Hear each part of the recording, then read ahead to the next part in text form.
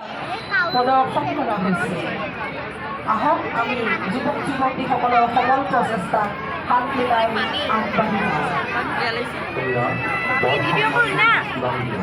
অমৃত বৃক্ষ আন্দোলনৰ প্ৰতীকপট লৈ আগবাঢ়িছে লখিমপুৰ বন সংগঠন বিভাগ।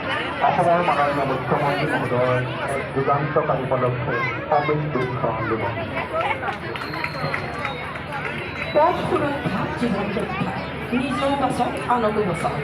পথ সুৰক্ষাৰ বাবে লখিমপুৰ জিলা পৰিবহণ বিভাগে পঞ্চসূত্ৰ পথ হিচাপে আমাৰ মাজলৈ আগবাঢ়ি আহি আছে।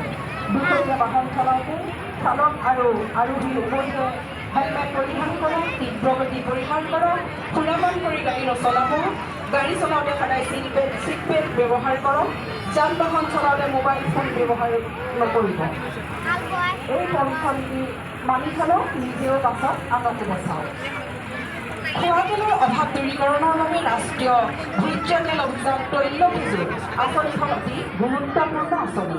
অন্য কৃষিৰ বাবে অনুপযোগী ভূমি অইল পাম গছ ৰোপণ কৰি নিজে স্বাৱলম্বী হোৱাৰ লগতে আন 10জনকো তাত সংস্থাপন দিয়াৰ ব্যৱস্থা